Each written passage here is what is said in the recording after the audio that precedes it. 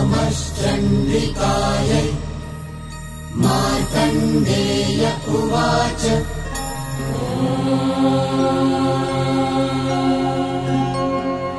यद्गुह्यं परमं लोके सर्वरक्षाकरं नृणाम् यन्न कस्यचिदाख्यातम् तन्मे ब्रूहि पितामहः। ब्रह्मोवाच अस्ति गुह्यतमं विप्र सर्वभूतोपकारकम् देव्यास्तु कवचं पुण्यम् तच्छृणुष्व महामुने।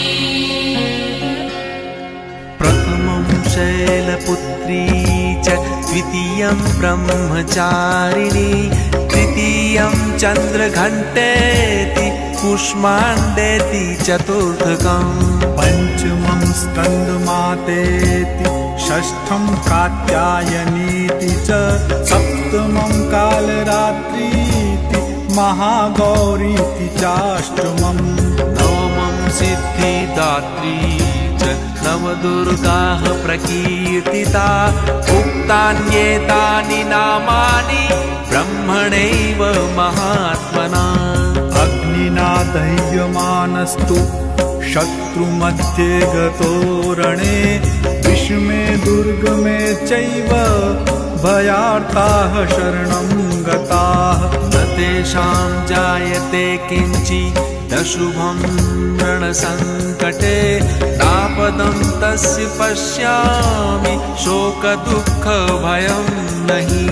यैस्तु भक्त्या स्मृतानूनं तेषां वृद्धिः प्रजायते ये त्वां स्मरन्ति देवेशि रक्षसे तान् संशयः।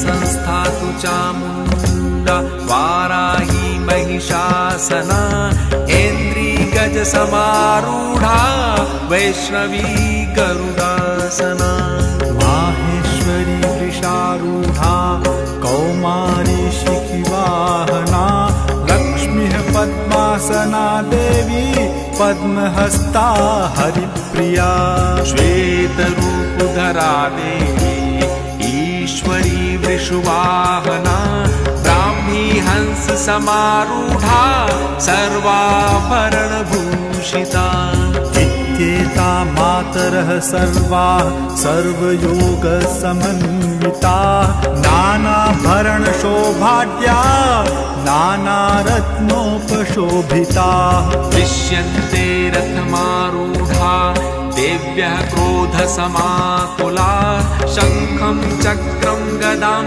शक्तिं हलं च मुसलायुधम् खेटकं तोमरं चैव परशुं पाशमेव च कुन्तायुधं त्रिशूलं च शारङ्गायुधमुत्तमम्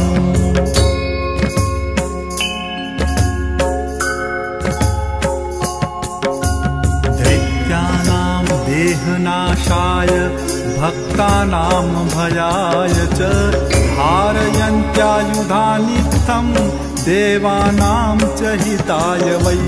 नमस्तेस्तु महारौद्रे महाघोरपराक्रमे महाबले महोत्साहे महाभयविनाशिनी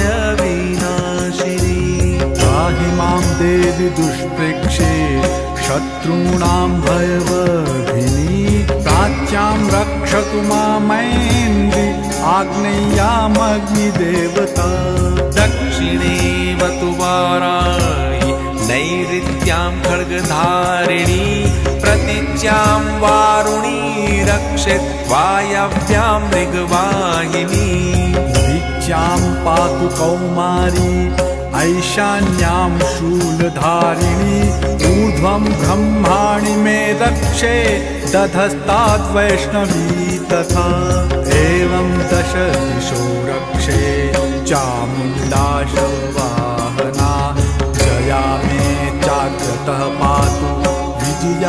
पातु पृष्ठतः।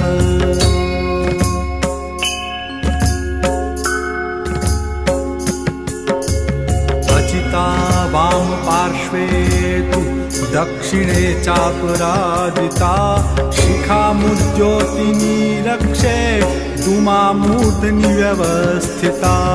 मालाधरी ललाटे च भ्रुवौ रक्षेत् यशस्विनी त्रिनेत्रा च भ्रुवोर्मध्ये यमघण्टा च नासिके। शङ्खिनी चक्षुषोर्मध्ये श्रोत्रयोर्द्वारवासिनी कपोलौ कालिका रक्षेत् कर्णमूले तु शाङ्करी।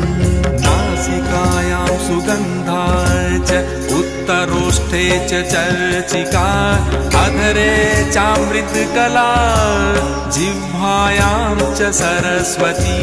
दन्तान् रक्षतु कौमारी कण्ठदेशे तु चण्डिका घण्टिकां चित्रघण्टा च महामाया च तालुके।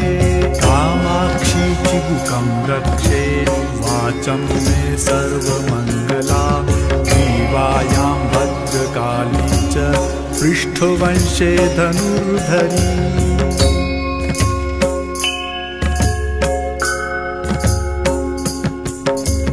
नीलग्रीवा बहिर्कण्ठे नलिकां नलकूबरी स्कन्धयो खड्गिनी रक्षेत् बाहू में वज्रधारिणी। हस्तयोर्दण्डिनी रक्षेत् दम्बिका चाङ्गुलीषु च नखाञ्चूलेश्वरी रक्षेत् कुक्षौ रक्षेत् कुलेश्वरी। स्तनौ रक्षेत् महादेवी मनः शोक विनाशिनी हृदये ललिता देवी उदरे शूलधारिणी। नाभौ च कामिनी रक्षेत् गुह्यं गुह्येश्वरी तथा पूतना कामिका मेढ्रं गुदे महिषवाहिनी। कट्यां भगवती रक्षेत् जानुनी विन्ध्यवासिनी जङ्घे महाबला रक्षेत् सर्वकामप्रदायिनी। गुल्फयो नारसिंही च पादपृष्ठे तु तेजसी पादाम्बुलीषु श्रीरक्षेत् पादाधस्तलवासिनी।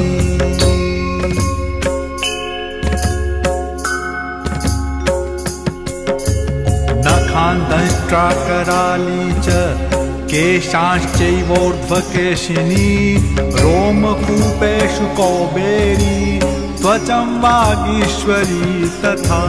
रक्तमज्जावसामांसान्यस्ति मेदांसि पार्वती तन्द्राणि कालरात्रिश्च पित्तं च मुकुटेश्वरी। पद्मावती पद्मकोशे कफे चूडामणिस्तथा ज्वालामुखी नखज्वाला मभेद्या सर्वसन्धिषु। शुक्रं ब्रह्माणि मे रक्षेत् छायां छत्रेश्वरी तथा अहङ्कारं मनोबुद्धिं रक्षेन्मे धर्मधारिणी। प्राणापानौ तथा व्यानमुदानं च समानकं वज्रहस्ता च मे रक्षेत् प्राणं कल्याणशोभना। रसे रूपे च गन्धे च शब्दे स्पर्शे च योगिनी सत्त्वं रजस्तमश्चैव रक्षेन्नारायणी सदा।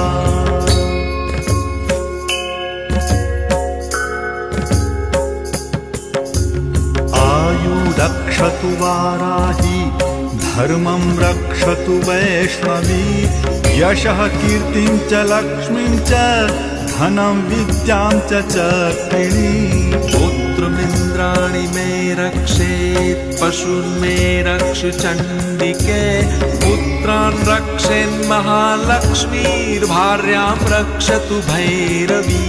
पन्थानं सुपथा रक्षेन्मार्गं क्षेमकरी तथा राजद्वारे महालक्ष्मी विजया सर्वतः स्थिता। रक्षाहीनं तु यत्स्थानं वर्जितं कवचेन तु तत्सर्वं रक्ष मे देवी जयन्ती पापनाशिनी।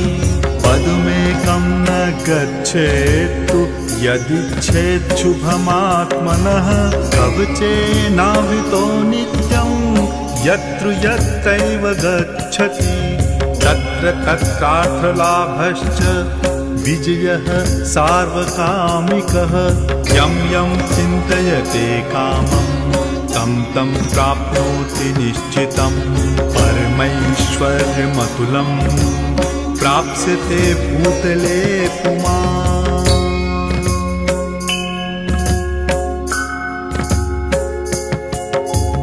निर्भयो जायते मर्त्यः संग्रामेष्वपराजितः त्रैलोक्ये तु भवेत् पूज्यः कवचेनावृतः पुमान्।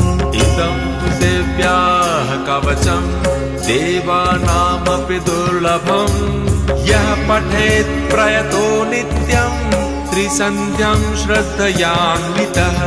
देवी कला भवेत् तस्य त्रैलोक्येष्वपराजितः जीवेत् वर्षशतं साग्रमपमृत्युः विवर्जितः। नश्यन्ति व्याधयः सर्वे लूतादिस्फोटकादयः स्थावरं जङ्गमं चैव कृत्रिमं चापि यद्विषम्। अभिचाराणि सर्वाणि मन्त्रयन्त्राणि भूतले भूचराः खेचराश्चैव जलजाश्चोपदेशिकाः सहजाः पुर्जामाला डाकिनी शाकिनी तथा अन्तरिक्षचरा घोरा डाकिन्यश्च महाबलाः।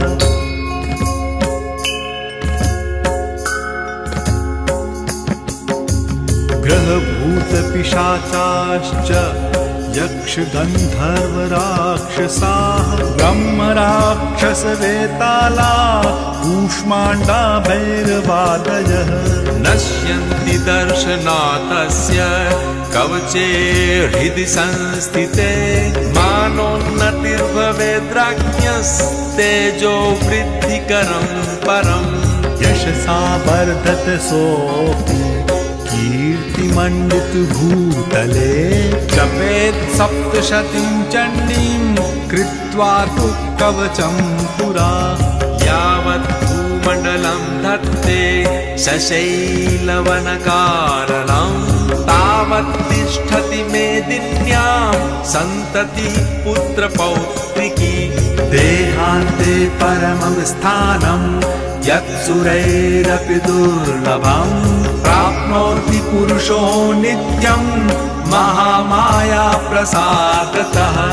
लभते परमं रूपं शिवेन सह मोदते। ओ